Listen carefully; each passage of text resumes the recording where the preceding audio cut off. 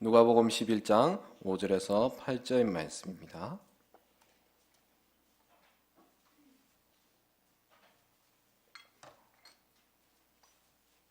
신약 페이지 111페이지입니다. 우리 같이 읽도록 하겠습니다. 누가복음 11장 5절에서 8절.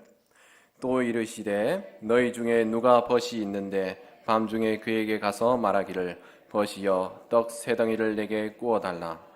내 벗이 여행 중에 내게 왔으나 내가 먹일 것이 없노라 하면 그가 안에서 대답하여 이르되 나를 괴롭게 하지 말라. 문이 이미 닫혔고 아이들이 나와 함께 침실에 누웠으니 일어나 내게 줄 수가 없노라 하겠느냐. 내가 너희에게 말하노니 비록 보됨으로 인하여는 일어나 주지 아니할지라도 그 간청함을 인하여 일어나 그 요구대로 주리라. 아멘.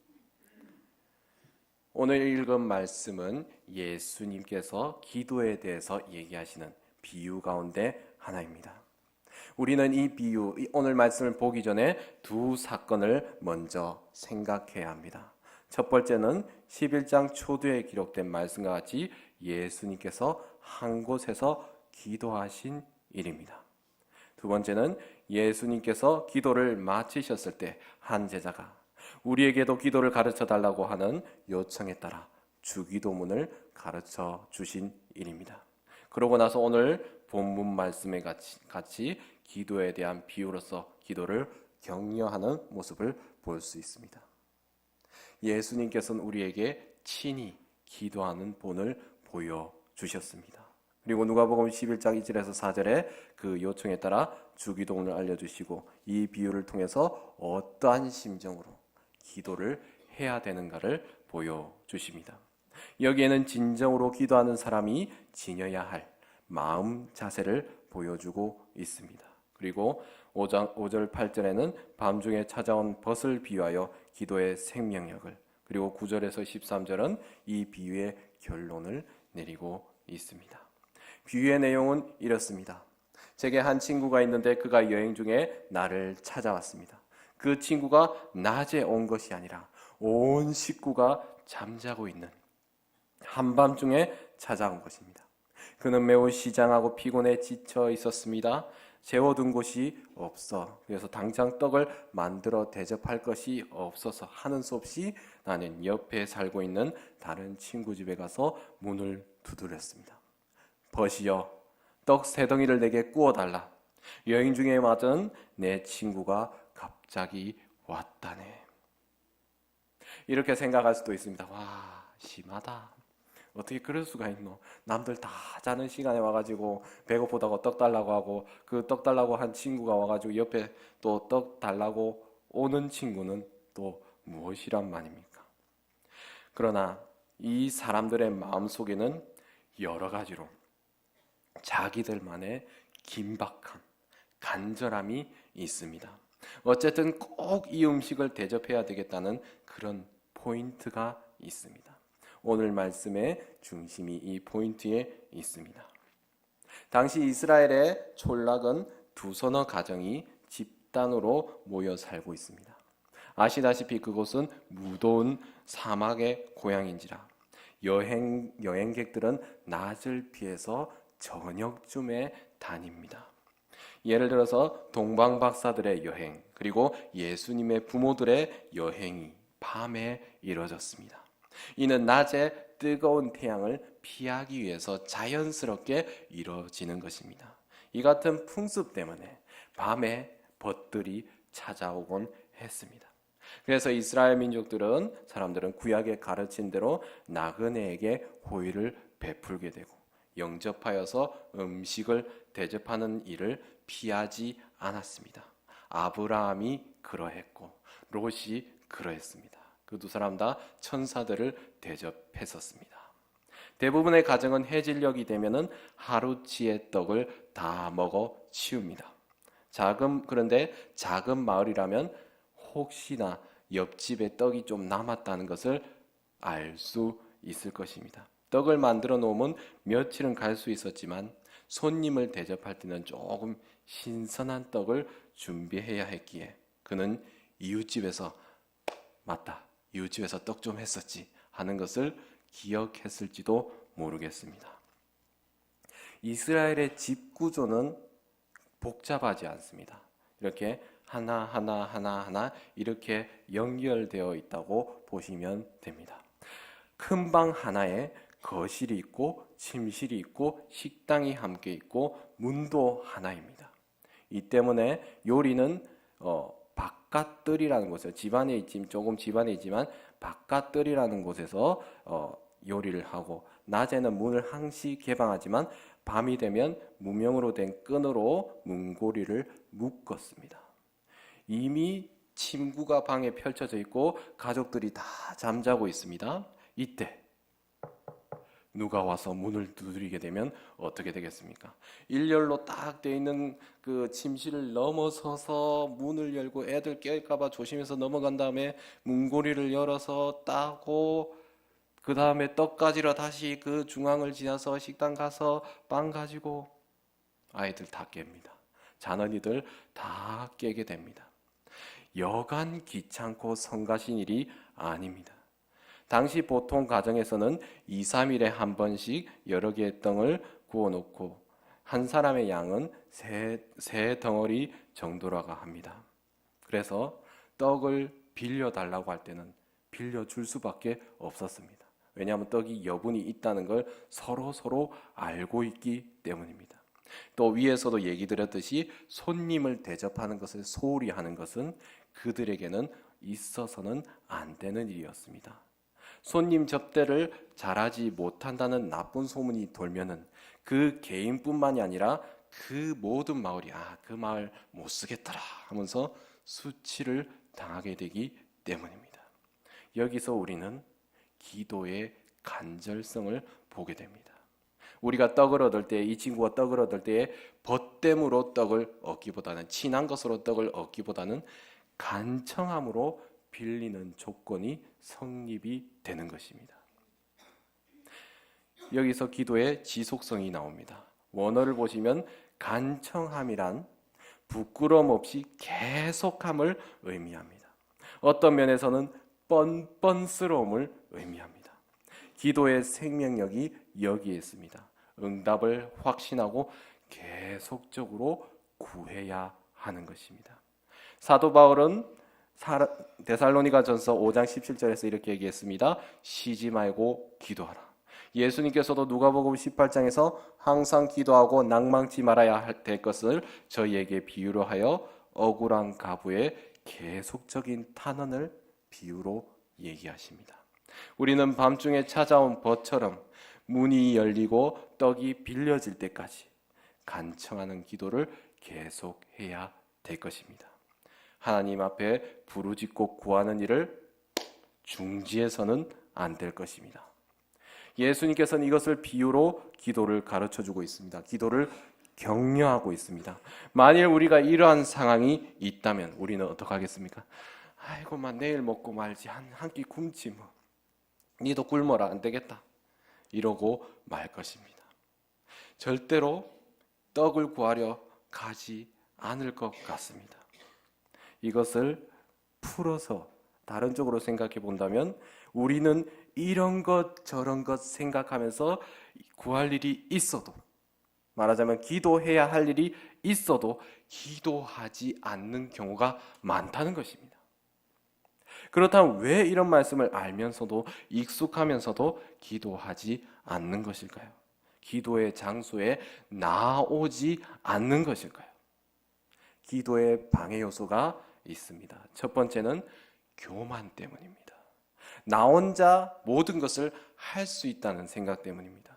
인터넷의 속도가 빨라지고 세상이 너무 좋아지고 물질 만능주의와 함께 여러 가지로 풍족한 삶이 이루어지게 되면서 기도의 필요성, 내가 기도로서 채워져야 할 필요성을 느끼지 못하는 것입니다. 하나님께 간구하지 않는 것입니다.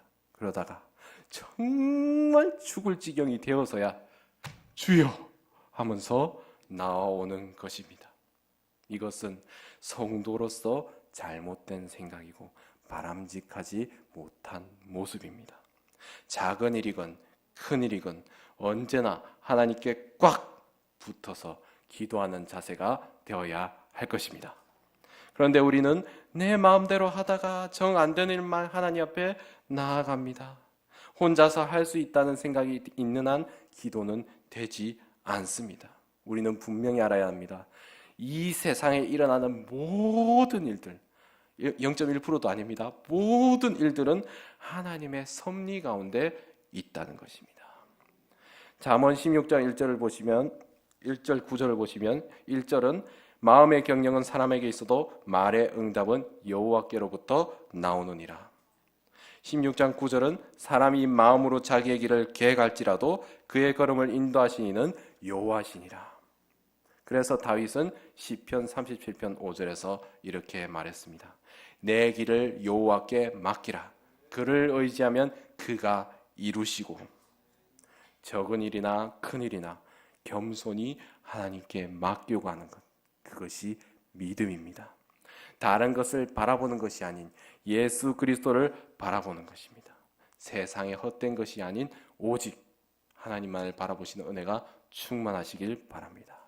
두 번째는 인본주의적 생각 때문입니다. 사람이 형편과 처지를 잘 살피고 생각하는 것은 좋습니다. 신중한 사람이고 세심한 배려가 있다는 사람으로 볼 수도 있습니다. 그러나 너무 인간적으로 생각하니 하나님께서 주시지 않을까 생각하는 것입니다.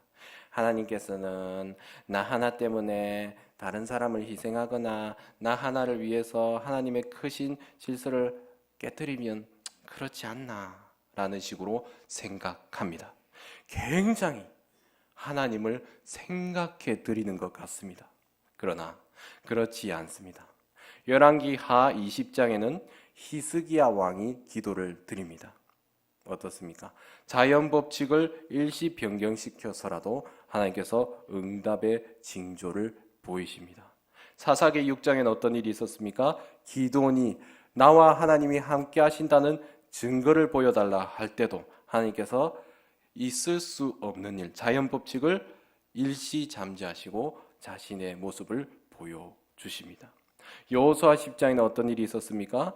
여호수아가 아모리 연합군과 전쟁 중에 이스라엘을 승리로 이끌기 위해서 낮 시간 연장을 위하여 기도할 때 하나님께서 들으시고 태양과 달을 멈추시는 모습을 보여줍니다. 하나님께서 하시는 역사는 인간의 좁은 지식의 범위 안에서만 이루어지는 것이 아닙니다. 하나님의 역사는 초자연적이고 초이성적인 방법으로 역사하실 때도 있는 것입니다. 본문의 말씀도 마찬가지입니다.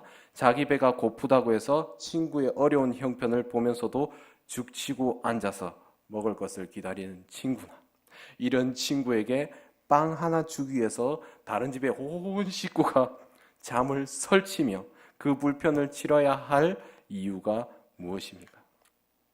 당연히 피차의 질서를 깨뜨리지 말자라는 생각이 들 수도 있습니다. 이 부족한 인간의 사소한 생각까지 들어주시겠는가? 이런 생각이 드는 것입니다. 그러나 이런 생각이 기도하지 못하게 하는 것입니다. 움직이지 못하게 하는 것입니다. 또 어떤 사람은 구하기 전에 이런 말도 합니다. 하나님께서 우리의 형편과 처지를 다 아신다고 했으니 기도할 필요 없겠네. 이렇게 얘기하시는 분도 있습니다. 아주 이지적이고 현명한 생각 같습니다. 마치 하나님을 자기가 너무 잘 아는 것 같습니다. 그러나 이것은 성경을 한 장만 보고 두 장을 보지 않은, 아니 하나님 말씀이 그 안에 없는 사람입니다. 구하라 그리하면 너희에게 주실 것이요 라고 말씀하셨습니다. 하나님께서는 당연히 우리가 구하기 전에 아십니다. 그러나 구하기 전에는 그것을 내밀어 주시지 않습니다. 제가 이 말씀을 결혼하기 전에는 이해를 못했습니다. 그런데 결혼을 하게 되고 아빠가 되고 자식을 보게 되니까 그 마음을 알겠습니다. 얘가 분명히 뭘 바라는지 보입니다. 그런데 아빠 이것 좀 해줘라고 얘기하기 전까지 가만히 지켜보고 있습니다. 그런데 아빠 이것 좀 해줘라고 말했을 때 그래 내가 해줄게 하면서 손을 내밀어 줍니다. 그런데 끝까지, 제 첫째가 좀 그렇습니다. 끝까지 얘기 안 하고 혼자서 눈물을 흘릴 때도 있습니다. 그러면 속은 안타까운데 말 좀 해라 이렇게 할 때가 있습니다. 하나님의 마음도 그렇지 않을까 싶습니다. 우리가 하나님께 간구할 때, 우리가 하나님 앞에 기도할 때 하나님께서 응답하시는 줄 믿으시기 바랍니다. 세 번째는 체면을 너무 생각하기 때문입니다. 내가 기도할 만한 사람인가? 기도 응답 받을 만한 자격이 있는가? 에이, 난 이미 버린 몸인걸. 기도해봤자 이렇게 지레 겁을 먹습니다. 그렇게 생각한다면 누군들 무슨 체면으로 감히 하나님 앞에 입이나 뻥긋하겠습니까? 그저 죄인인 줄 알면서도 체면 없이 나와서 기도하고 또 기도하는 것입니다. 이를 보고 어떤 학자는 이렇게 얘기했습니다. 아이고, 예수 믿는 사람들은 체면도 없다. 죄짓고 회개하고 죄짓고 회개하고 그렇게 몇십 년을 반복한다는 것입니다. 잘못했다 하는 것도 한두 번이지 같은 것을 가지고 몇 번이나 회개를 하냐, 그렇게도 체면이 없느냐, 이렇게 얘기하고 조롱하는 사람도 있습니다. 그러나 제가 얘기 드립니다. 솔직히 말해서 예수 믿는 사람들은 하나님 앞에서 체면 따져서는 안 됩니다. 체면이 있다면 하나님 앞에 나올 수도 없습니다. 그리고 체면이 있는 사람은 하나님 앞에 기도하지도 않습니다. 나 같은 죄인이 무슨 낯으로 감히 하나님 앞에 손을 내밀겠습니까? 나를 낮추는 것으로 착각해 하는 체면이 오히려 기도를 하지 못하게 하는 것입니다. 체면 차리는 것이 절대 겸손한 것이 아닙니다. 교만입니다. 하나님 앞에서 자신이 죄인임을 깨닫고 인정하는 것이 바로 겸손입니다. 하나님을 인정하는 것이 겸손입니다. 그래서 다윗은 시편 51편 17절에 이렇게 말했습니다. 하나님께서 구하시는 제사는 상한 심령이라. 하나님이여 상하고 봉해하는 마음을 주께서 멸시하지 아니하시니이다. 하나님께서 기뻐하시는 마음은 체면 차리는 마음이 아니라 내가 죄인임을 깨닫고 통회하는 마음, 곧 상한 심령입니다. 사실 우리나라는, 우리 민족은 체면 때문에 망한 민족입니다. 체면을 차리기 위해 자신이 해야 할 일을 제대로 못했고 지킬 나라를 지키지 못했습니다. 조선이 그랬습니다. 그 체면이 이제 한국 교회를 망하게 하려고 합니다. 그 체면이 많은 영혼들이, 새 가족들이 교회를 떠나가게 만듭니다. 우리가 자녀들을 볼 때 무슨 자격이 있어서 내 사랑하는 자녀입니까? 무슨 자격이 있어서 그들의 요구를 들어줍니까? 아닙니다. 사실 우리가 알고 있는 자녀들이야말로, 여기 계신 모두 부모님이신데 자녀들이야말로 우리 앞에, 부모님 앞에 제일 염치 없고 뻔뻔스럽기 없는 짝을 보이는 애들이 자기 자녀들입니다. 오히려 남의 아이들이 자기 앞에 딴 집에 놀러 오면은 체면을 차리는 것을 볼 수 있습니다. 생각해 보십시오. 만일 내 자식이 어머니 앞에서, 아버지 앞에서 점잖하게 이러면서 한다면 얼마나 징그럽겠습니까? 막내야, 여기 떡도 있고 빵도 있으니까 마음대로 먹으렴, 이렇게 얘기했는데, 어머님, 당신의 은혜를 생각할 때 이 못난 자식이 황송하기 그지없어 이 밥을 먹을 자격이 없으니 저는 그만두겠습니다. 이런 자녀가 어디 있습니까? 그렇게 한다면 그 부모님은 기가 막혀서 할 말이 없을 것입니다. 자녀는 자녀다워야 합니다. 아이는 아이다워야 합니다. 우리는 하나님의 자녀라는 사실을 기억해야 합니다. 이방 사람이나 하나님 앞에 체면 차릴지 모르겠지만 우리는 하나님의 자녀이기에 체면 차릴 것이 없습니다. 우리는 성경에서 이런저런 체면 무릅쓰고 우직하게 기도해서 성공한 대표적인 인물로 야곱을 들 수가 있습니다. 그가 누가 저를 죄인이라고 하건 거짓말쟁이 사기꾼이라 하건 자기는 복을 받겠다고, 어떻게든 하나님의 은혜를 받겠다고 한 가지 마음으로 천사와의 씨름도 굴복하지 않습니다. 야복 강가에서 천사와 씨름하는 야곱의 모습이란 참으로 우직하기 짝이 없습니다. 거기서 우리는 야곱의 대단한 끈기를 보게 되는 것입니다. 오늘 우리 가운데서도 이러한 기도가, 이러한 끈기가 필요한 것을 우리는 알아야 합니다. 친구를 위하여 빵을 얻으러 가니 그 집안에서 나를 괴롭게 하지 말라. 문이 이미 닫혔고 아이들이 나와 함께 침소에 누웠으니 일어나 내게 줄 수 없느니라. 이렇게 나올 수도 있습니다. 그러나 이에 예수님께서 우리에게 물어보십니다. 그래도 가겠느냐? 우리에게 이 가능성을 열어주시며 이 말씀을 주시는 것입니다.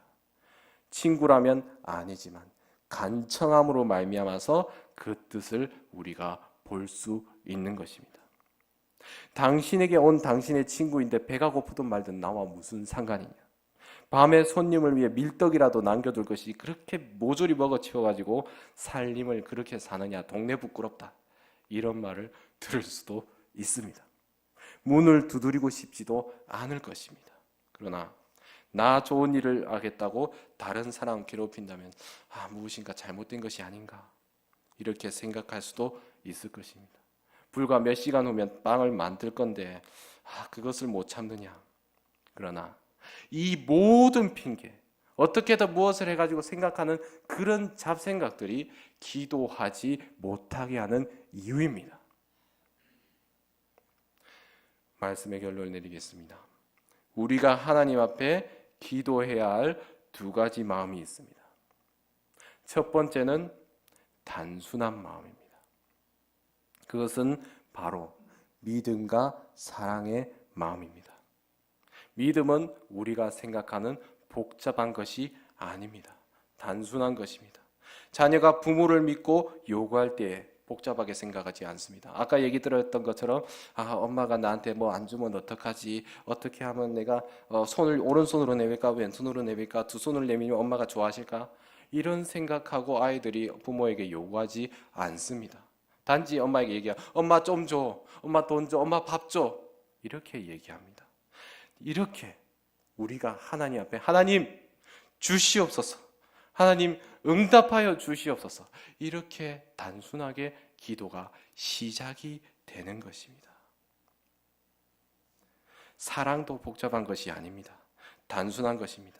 사랑하는 어린 자녀가 사랑하는 아버지께 구하는 것과 똑같은 마음입니다. 그러므로 기도할 때 우리는 복잡하게 생각하지 마십시오. 먼저 일단 주여 하고 외치시고 시작하시기 바랍니다. 어떻게 기도하지? 나 기도할 줄 모르는데 먼저 예수님 불러야 되나? 어떻게 해야 되나? 생각하시기 전에 먼저 주님부터 부르시기 바랍니다. 먼저 하나님을 부르짖으시기 바랍니다. 두 번째, 사모하는 마음입니다. 하나님께서는 사모하는 자에게 은혜를 주신다고 했습니다. 사모하는 마음 가운데 간절한 기도가 나오게 됩니다. 8절을 다시 보시면 내가 너희에게 말하노니 비록 벗됨을 인하여는 일어나 주지 아니할지라도 그 간청함을 인하여 일어나 그 소용대로 주리라. 간청함, 다시 말해서 그 간절함 때문에, 강한 요청 때문에 우리에게 주신다는 것입니다. 받을 자격이 없다 해도 좋고 질서가 깨어지고 체면이 짓밟히는 소리를 듣게 된다 하더라도 문제가 전혀 되지 않습니다. 왜 그렇습니까? 우리는 하나님의 사랑하는 자녀들이기 때문입니다. 그러므로 간절한 마음으로 기도해야 할 것입니다. 꼭 기억해야 할 것은 단순한 마음, 그리고 믿음과 사랑하는 마음으로 기도해야 합니다. 그리고 사모하는 마음으로 간구해야 하는 것입니다. 기도는 성도의 경건을 이루는데 일조를 합니다. 예배의 자리로 나오는 커다란 일 중에 하나입니다. 그 커다란 일을 하나님께서는 우리에게 맡기셨습니다. 그리고 예수님께서 오늘 본문 말씀과 11장 전체에 기도의 본을 보여주며 우리에게 가르쳐 주시는 것입니다. 권면하시는 것입니다. 예수님은 하루의 생활을 기도로 시작하고 기도로 마치셨습니다. 옛날에 이런 우스갯소리가 많이 퍼졌었습니다. 누가 새벽 기도를 만들어 가지고 이렇게 사람들 힘들게 하냐고. 외국에는 새벽 기도 없는데 새벽 기도 누가 만들었습니까? 유명한 신학자입니까? 목사님이십니까? 아닙니다. 말씀하셨듯이 예수님께서 새벽 기도를 시작하셨습니다.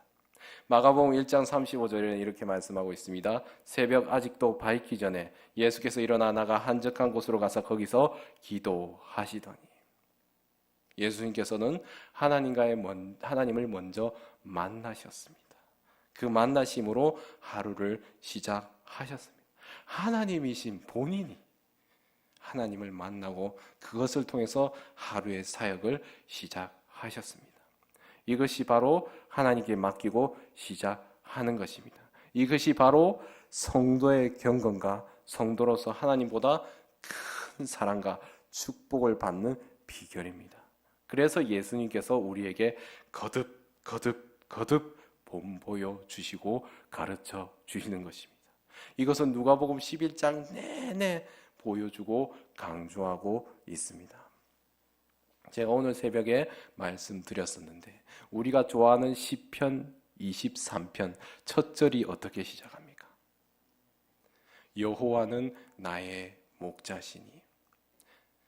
제가 예전에 다니엘 세일의 기도라는 그 말씀을 듣는 가운데 어떤 인도 목사님이 이런 얘기를 하셨습니다. 유창한 한국말로 여호와는 나의 목자시니라고 하는데요, 우리는 여호와가 나의 목자가 아니잖아요. 그렇게 사는 거 아니에요? 이렇게 얘기하셨습니다. 그때 얼마나 찔리든지. 우리가 과연 여호와는 나의 목자신이라고 얘기하면서 여호와가 나의 목자로 살고 계십니까? 오히려 내가 돈을 벌고 내가 일을 하고 내가 어떤 것을 알고 내가 먼저 들어가지 않습니까? 기도는 여호와는 나의 목자신이라고 고백하는 것입니다. 하나님 나의 구주시여, 하나님 나의 주시여, 하나님을 주인으로 고백하고 하나님께 나아가는 것이 기도입니다. 성도로서 말씀으로 무장되고 기도로 하나님과 관계가 없다면 그 사람은 크리스찬으로서, 성도로서 죽어가는 자입니다. 기도로서 간구해 본 적 없는 자는 기도를 하지 않았기 때문에 응답이 뭔지도 모릅니다. 남들은 기도의 능력으로 살아갈 때 그들은 교만으로 세상이 주는 인스턴트, 일시적인 쾌락으로 살아갑니다.